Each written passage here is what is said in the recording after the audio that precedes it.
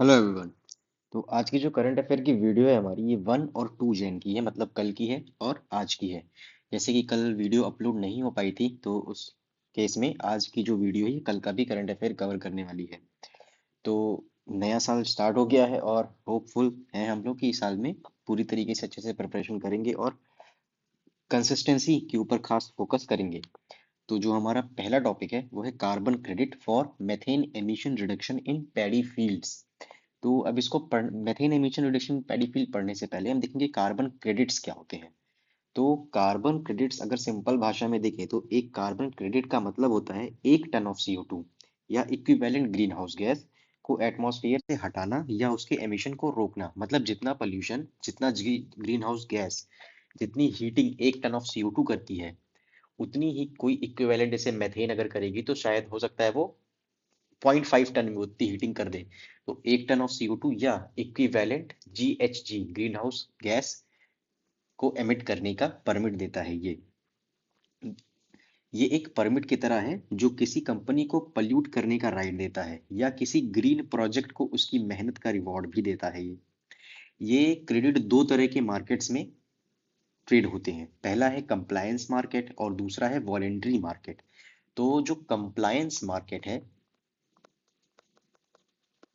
ठीक है, पहला कंप्लायंस मार्केट है और दूसरा वॉलेंट्री मार्केट है। तो जो हमारा कंप्लायंस मार्केट है ये गवर्नमेंट रेगुलेट करती है। इससे कैप एंड ट्रेड भी कहते हैं, कैप एंड ट्रेड भी कहते हैं इसे। और गवर्नमेंट इंडस्ट्रीज को एक कैप मतलब लिमिट देती है। अगर इंडस्ट्री लिमिट से ज्यादा कार्बन निकालती है तो उसको क्रेडिट्स खरीदने पड़ते हैं, और अगर कम निकालती है तो अपने आप बचे हुए क्रेडिट्स बेच सकती है। फिर जो वॉलेंट्री मार्केट आता है, वॉलेंट्री मार्केट क्या है, यहाँ कोई जबरदस्ती नहीं होती है। गूगल या माइक्रोसॉफ्ट जैसी कंपनीज अपनी कार्बन न्यूट्रलिटी इमेज के लिए खुद क्रेडिट्स खरीदती हैं ताकि वो अपने फुटप्रिंट्स को ऑफसेट कर सकें। मतलब यहाँ पे सारा होता है कि आपकी इमेज कैसी है कंपनी की, बहुत अच्छी इमेज है या खराब इमेज है। हम्म। तो अब क्वेश्चन आता है कि ये मैकेनिज्म इसका कैसे आया, मैकेनिज्म क्या है इसका। तो क्योटो प्रोटोकॉल पे हम जाते हैं। क्योटो प्रोटोकॉल में CDM क्लीन डेवलपमेंट मैकेनिज्म था, जहां डेवलप्ड कंट्रीज डेवलपिंग कंट्रीज के प्रोजेक्ट्स में इन्वेस्ट करती हैं और क्रेडिट्स लेती हैं। फिर पेरिस एग्रीमेंट आया, उसमें आर्टिकल 6 आया। तो ये सबसे ज्यादा इंपॉर्टेंट है क्योंकि आर्टिकल 6 जो होता है वो बायलैटरल ट्रेडिंग की बात करता है। और इसी के अंदर आर्टिकल 6.4 है, एक ग्लोबल मार्केट बनाता है। जो इसमें एक टर्म आता है करस्पॉन्डिंग एडजस्टमेंट। क्या टर्म है? Corresponding adjustment. करस्पॉन्डिंग एडजस्टमेंट इसका मतलब होता है, ठीक है, इसका मतलब होता है कि अगर एक देश में क्रेडिट बेचा है तो वो अपने NDC में काउंट नहीं कर सकता। डबल काउंटिंग को रोकने के लिए होता है ये। मतलब किसी देश ने अगर NDC बेच दिया तो फिर वो उसको सॉरी, किसी देश ने अगर क्रेडिट बेच दिया तो फिर वो उसको अपनी NDC में काउंट नहीं करेगा, क्योंकि इससे फिर डबल काउंटिंग हो जाएगी ना। तो ये कुछ टॉपिक्स टर्म्स थे इससे रिलेटेड। जो कार्बन क्रेडिट है हमारा वो उससे रिलेटेड ये कुछ टर्म्स थे। फिर अब जो हमारा मेन टॉपिक है वो है कि carbon credit for methane emission reduction in paddy field. अब इसका क्या मतलब है? इसका मतलब है कि जो फार्मर्स हैं वो अब थोड़ी एक्स्ट्रा इनकम कमा सकते हैं अपने खेत में। जो वो राइस की कल्टीवेशन करते हैं उसमें अगर वो मेथेन रिड्यूस कर रही हैं तो कितनी इनकम मिल सकती है उसको, उनको उनको इनकम मिल सकती है अराउंड 15 to 25 डॉलर्स के आसपास मिल सकती है उनको इनकम, 1 टन CO2 अगर वो रिड्यूस कर रहे हैं तो अब इसमें जो कन्वेंशनल राइस कल्टीवेशन होती है उसमें क्या कहते हैं, पूरी फील्ड को पानी से भर दिया जाता है और कम से कम 2 महीने के लिए उसको ऐसे ही छोड़ देते हैं ट्रांसप्लांटेशन के बाद। इससे क्या होता है, इससे जब पानी पूरा तरीके से भरा रहता है फील्ड में तो ये ऑक्सीजन डेफिशिट क्रिएट कर देता है, कि मतलब वहां पे ऑक्सीजन नहीं पाई जाती है। ऑक्सीजन नहीं होती है तो वहां पे वीड भी फिर नहीं होता है। इस तरीके से राइस के प्लांटेशन को फायदा पहुंचता है। लेकिन साथ ही साथ जो वाटर लॉक्ड कंडीशन होती है तो वहां पे कुछ माइक्रोब्स जनरेट हो जाते हैं, आ जाते हैं। वो माइक्रोब्स क्या करते हैं, ऑर्गेनिक मैटर को डिकम्पोज करते हैं सॉइल में और मेथेन प्रोड्यूस करते हैं। इसी वजह से पैडी फील्ड से बहुत ज्यादा मेथेन निकलती है। तो इसी को रोकने के लिए ये वाला मैकेनिज्म आया था, जिसमें ये कहा गया था कि अगर फार्मर्स अपनी पैडी फील्ड से जो उनकी मेथेन की जो मेथेन निकल रही है उसको कम करेंगे तो उन्हें क्या मिलेगा, कार्बन क्रेडिट मिलेगा। फिर इसके अल्टरनेट में एक मेथड बताया गया कि अगर उन्हें मेथड ये मेथेन कम करनी है अपनी फील्ड से निकलती हुई तो क्या करना है, अल्टरनेट वेटिंग एंड ड्राइंग। इसमें ये सिंपली एक वाटर मैनेजमेंट टेक्निक है जिसमें क्या कहते हैं, फील्ड को कुछ समय के बाद सूखने के लिए छोड़ देते हैं, मतलब कुछ समय के बाद ड्राई कर देते हैं। अब अगर फील्ड ड्राई हो जाएगी तो वहां पे जो एरोबिक कंडीशन है उसको, एनएरोबिक कंडीशन है उसको क्या मिलता है, उसको इंटरप्शन होती है। तो इससे जो माइक्रोब्स जो कि मेथेन डेवलप कर रहे थे सॉइल को, ऑर्गेनिक मैटर को सॉइल में डिकम्पोज करके, उन्हें ये हार्म करता है। तो इस तरीके से जो AWD मतलब अल्टरनेट वेटिंग एंड ड्राइंग होता है वो 1.5 टू 2 मिलियन लीटर वाटर भी सेव करता है, क्योंकि कुछ टाइम के बाद पूरे टाइम फील्ड भरी नहीं रहती है, कुछ टाइम के बाद वो सूख जाती है। तो 1.2 to 5 million litre water per hectare भी सेव करता है और 2.5 टन मेथेन पर हेक्टेयर भी ये कम करता है। तो ये था किस चीज़ से related, carbon credit and methane emission reduction in paddy field से। फिर अगर आपको इसकी पीडीएफ चाहिए या मंथली पीडीएफ या डेली पीडीएफ तो वो टेलीग्राम चैनल पे मिलेगी, इसका लिंक भी डिस्क्रिप्शन में चला जाएगा। और जो दिसंबर मंथ की पीडीएफ थी वो मैं आज डाल दूंगा एक्चुअली। तो जो हमारा नेक्स्ट टॉपिक है वो है 2025 FIDE FIDE world cup, world rapid chess championship. तो जो कि अभी कतर दोहा में ये फिनिश हुआ है। यहाँ पे इंडिया को ब्रॉन्ज मिला है बोथ मेन एंड विमेन की कैटेगरी में। मेन में किसने जीता है ब्रॉन्ज, अर्जुन एरिगियासी ने, और विमेन में किसने जीता है, कोनेरू हम्पी ने। तो इन दोनों लोगों ने ब्रॉन्ज जीता है, ये अर्जुन एरिगियासी हैं और ये कोनेरू हम्पी हैं, इन दोनों लोगों ने ब्रॉन्ज जीता है। और टॉप किसने किया, मैग्नस कार्लसन ने टॉप किया, ये इनका छठा वर्ल्ड रैपिड टाइटल था। और एलेक्सेंड्रा, ये नाम पता नहीं क्या लिखा है इन्होंने वर्ल्ड जो कि फीमेल की कैटेगरी है उन्होंने उसमें इन्होंने टॉप किया, ये इनका पहला टाइटल था। ये एक एनुअल टूर्नामेंट है जो कि फीडे करवाती है। फिर अब रैपिड चेस क्या होता है, रैपिड एक टाइम बाउंड चेस होता है जिसमें मिनिमम 10 मिनट और मैक्सिमम 60 मिनट का समय होता है, जिसमें दो टाइप के गेम्स होते हैं, एक 15+10 और एक 25+10। 15+10 का मतलब होता है कि 15 मिनट हर प्लेयर को मिलेंगे प्लस 10 सेकेंड्स हर मूव पे मिलते हैं उसको। तो अगर कोई प्लेयर बहुत जल्दी जल्दी अपने मूव चलता है तो वो अपने टाइम को बढ़ा सकता है, मतलब अगर कोई प्लेयर 10 सेकेंड से कम में अपने सारे मूव चल रहा है तो वो अपने टाइम को बढ़ाते जाएगा तो उसका टाइम इंक्रीज होगा। लेकिन अगर कोई प्लेयर 10 सेकेंड से ज्यादा ले रहा है टाइम चलने के लिए अपना मूव, तो फिर उसकी टाइम रिड्यूस होता जाएगा। तो 15 मिनट हर प्लेयर को मिलते हैं प्लस 10 सेकेंड मिलते हैं हर मूव पे मिलते हैं। और 25+10 में 25 मिनट्स मिलते हैं हर प्लेयर को और 10 सेकेंड मिलते हैं हर मूव पे। फिर जो अब नेक्स्ट टॉपिक है वो है COSP11 of UN convention against corruption 2025। जो यूएन कन्वेंशन अगेंस्ट करप्शन है ये only legally binding anti corruption instrument है जो कि वर्ल्ड में एग्जिस्ट करता है। ये दोनों पब्लिक और प्राइवेट सेक्टर पे काम करता है। तो अगर कभी यूपीएससी में आता है ऐसा कि ये सिर्फ पब्लिक सेक्टर पे काम करता है तो ऐसा गलत हो जाएगा, ये प्राइवेट पे भी काम करता है। यूएनजीए ने अडॉप्ट किया था 2003 में और फोर्स में आ गया 2005 में। अब इसके गवर्नेंस कैसे होता है, गवर्नेंस एक कॉन्फ्रेंस ऑफ स्टेट पार्टीज है वैसे, जो कि इसकी मेन डिसीजन बॉडी है। और ये बाइनरी सेशन कराती है जिसमें ये रिव्यू करती है इम्प्लीमेंटेशंस को कि कैसे इम्प्लीमेंटेशंस हो रहे हैं, किस तरीके से नहीं हो रहे हैं या क्या प्रॉब्लम्स आ रही हैं, उन सारी चीज़ों की रिव्यू होती है यहाँ पे। फिर इम्प्लीमेंटेशन रिव्यू मैकेनिज्म, इसमें क्या होता है, पीयर रिव्यू होता है, मतलब दो कंट्रीज आपस में मिलजुल करके एक दूसरे की प्रैक्टिसेस को रिव्यू कर लेंगी। जैसे इंडिया ने यूएस का रिव्यू कर लिया, यूएस ने इंडिया का रिव्यू कर लिया, तो इसमें पीयर रिव्यू होता है। इंडिया इसको रेटिफाई कर चुका है। और जो इस साल का ये 11th था कॉन्फ्रेंस ऑफ स्टेट पार्टीज, ये कहाँ पे हुआ था, ये दोहा कतर में हुआ था। और जिसको होस्ट किया था UN office on drugs and crime और कतर की गवर्नमेंट ने। UN office on drugs and crime establish हुआ था 1997 में, इसका हेडक्वार्टर है वियना ऑस्ट्रिया में। और ये वर्क करता है यूएनजीए और इकोसॉक के अंदर। ये इसके नाम से ही लग रहा है कि ये ग्लोबल एक्शन अगेंस्ट है इलिसिट ड्रग्स के, ड्रग ट्रेड के और ट्रांसनेशनल ऑर्गेनाइज्ड क्राइम्स के, जो कि इसके नाम से ही लग रहा है। फिर जो नेक्स्ट टॉपिक है वो national technology readiness assessment framework है। तो अब अक्सर इंडिया में एक कंप्लेन होती है कि हमारी लैब्स में रिसर्च तो बहुत होती है पर वो मार्केट तक नहीं पहुंच पाती। इसी गैप को क्या कहते हैं, वैली ऑफ डेथ।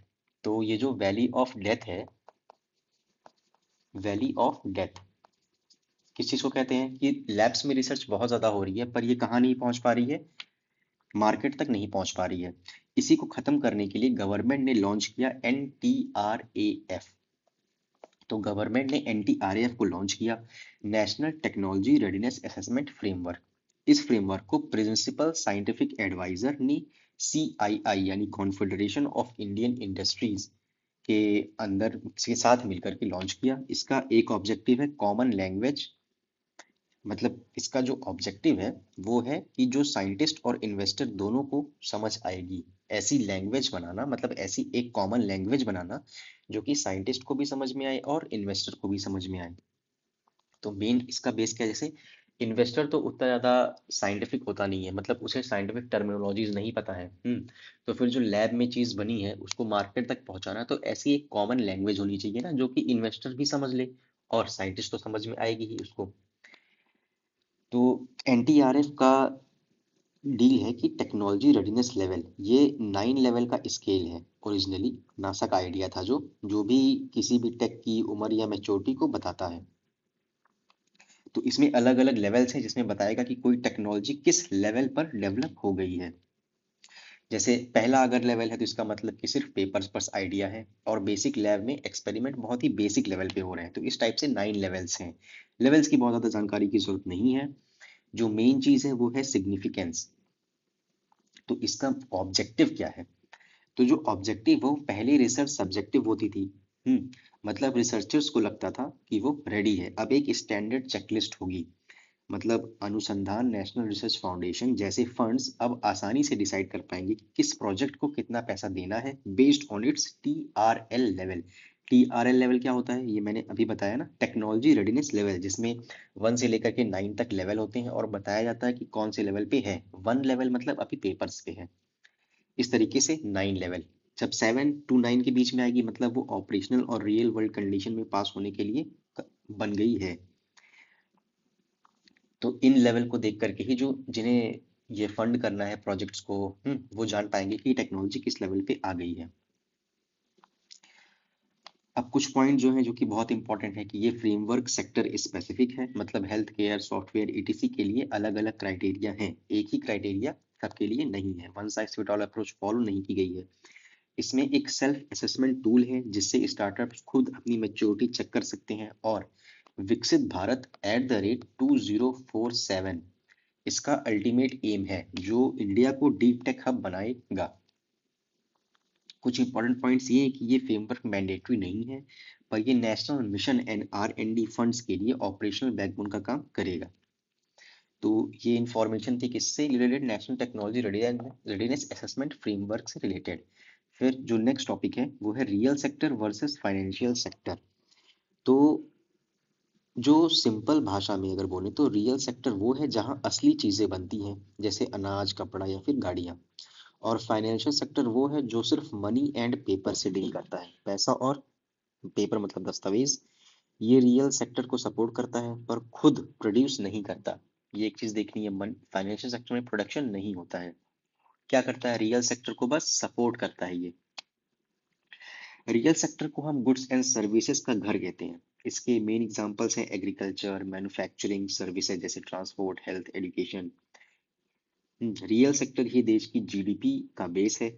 जब हम कहते हैं कि इकोनॉमी ग्रो कर रही है तो उसका मतलब होता है कि रियल सेक्टर में आउटपुट बढ़ रहा है। अब जो फाइनेंशियल सेक्टर होता है इसका काम है रिसोर्स मोबिलाइजेशन। इसमें वो एक्टिविटीज आती हैं जो पैसे के फ्लो को मैनेज करती हैं, जैसे कि बैंकिंग या कैपिटल मार्केट। किसी कंपनी का बॉन्ड या शेयर इशू करना, ये सारी चीजें किस में आएंगी, कैपिटल मार्केट में। इंश्योरेंस, इक्विटी, ये सारी चीजें भी आएंगी। ये चीज याद रखनी है कि अगर एक बैंक लोन देता है तो वो फाइनेंशियल एक्टिविटी है, पर अगर उस लोन से फैक्ट्री लगती है और प्रोडक्शन होता है तो वो प्रोडक्शन है, मतलब रियल सेक्टर का पार्ट है। फाइनेंशियल सेक्टर सिर्फ इंटरमीडियरी है यहाँ पे। फिर अगली चीज क्या है कि यूपीएससी ने अगर 4 ऑप्शन दे दिए, ठीक है, कि जैसे 2022 में क्वेश्चन आया था यूपीएससी में कि 4 ऑप्शन थे कि farmers harvesting crops, textile mill converting cotton to fabric, और बैंक लेंडिंग मनी, और कॉरपोरेट बॉडी इशूइंग बॉन्ड्स। तो इसमें क्वेश्चन क्या था कि इसमें बताना था कि क्या रियल सेक्टर में आएगा क्या नहीं आएगा। तो पहले दो ऑप्शन जो थे उसमें फिजिकल आउटपुट अगर जनरेट हो रहा है, मेन सिंपल बेसिक चीज क्या पकड़ के चलनी कि अगर फिजिकल आउटपुट जनरेट हो रहा है तो वो रियल सेक्टर में आएगा, और अगर कोई फिजिकल आउटपुट जनरेट नहीं हो रहा है तो वो रियल सेक्टर में नहीं आएगा। तो इस तरीके से वो क्वेश्चन भी सॉल्व हो जाएगा। मैंने क्वेश्चन की फोटो नहीं लगाई इसलिए मैं बहुत ज़्यादा डिटेल में नहीं जा रहा हूँ, मैं उसकी पिक लगा दूंगा तो फिर हम उसके बारे में डिस्कस कर लेंगे अच्छे से। ठीक है, तो रियल सेक्टर में tangible goods, services, agriculture, industry, ये सारी चीजें आती हैं। तो ये था हमारा रियल सेक्टर और फाइनेंशियल सेक्टर के बीच के डिफरेंस से रिलेटेड। फिर जो नेक्स्ट टॉपिक है वो है mount Etna. Mount Etna actually Italy है, इटली में है, यहाँ पे सिसिली आइलैंड है इटली का, वहाँ पे माउंट एटना है। ये रखना है कि ये एक स्ट्रेटो वोल्केनो है और यूनेस्को वर्ल्ड हेरिटेज साइट में आ गया है, मतलब पार्ट है, आ नहीं गया है। ये वर्ल्ड का मोस्ट एक्टिव स्ट्रेटो वोल्केनो है, सॉरी यूरोप का मोस्ट एक्टिव स्ट्रेटो वोल्केनो है, जो कि सबडक्शन जोन पे है किसके, अफ्रीकन और यूरेशियन प्लेट्स के। तो इतनी इंफॉर्मेशन माउंट एटना से रिलेटेड बहुत ही ज्यादा इनफ है। ये इटली में है, स्ट्रेटो वोल्केनो है और यूनेस्को वर्ल्ड हेरिटेज साइट का पार्ट है। नेक्स्ट टॉपिक है टाइगर स्टेट। अब टाइगर स्टेट क्या होता है? अगर किसी स्टेट में टाइगर की प्रेजेंस है और एनटीसीए ने उसको ऑफिशियली कंफर्म कर दिया है तो उस स्टेट को टाइगर स्टेट का दर्जा मिल जाएगा। और अगर किसी स्टेट को टाइगर स्टेट का दर्जा मिल गया है तो उस स्टेट को टाइगर सेंसस में, जो कि एनटीसीए कंडक्ट करता है, उसमें वहां पे उस स्टेट को इंक्लूड किया ही किया जाएगा, ये कंपलसरी है। तो जैसे कि बहुत समय पहले, आज से 33 साल पहले गुजरात से ये स्टेटस छीन लिया गया था। क्यों? क्योंकि गुजरात में कोई भी टाइगर्स नहीं मिले थे। लेकिन अभी रिसेंटली एनटीसीए ने कंफर्म किया है जो गुजरात में रतन महल वाइल्ड लाइफ सेंचुरी है, वहां पे टाइगर्स मिले हैं, जो कि फेमस है स्लॉथ बियर के लिए। बहुत ही ज्यादा फेमस है ये, स्लॉथ बियर बहुत ज्यादा मिलते हैं यहाँ पे। लेकिन यहाँ पे अभी रिसेंट में कुछ टाइगर्स देखे गए हैं, इसीलिए गुजरात को वापस से उसका टाइगर स्टेटस, टाइगर स्टेट का दर्जा दे दिया गया है। इसके ही साथ गुजरात इंडिया का पहला स्टेट बन गया है जिसमें 3 बिग कैट्स पाई जाती हैं, लायन, टाइगर और लेपर्ड। तो ये टॉपिक थे आज की करंट अफेयर से रिलेटेड, और आज की वीडियो में इतना ही है। Thank you.